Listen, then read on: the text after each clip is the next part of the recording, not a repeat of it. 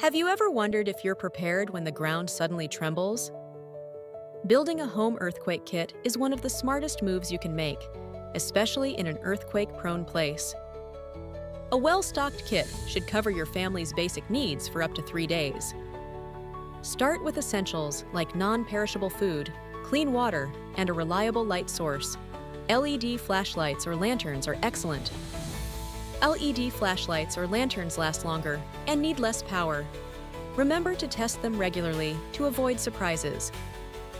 Along with light, a sturdy multi-purpose tool can prove invaluable for anything from opening cans to quick repairs.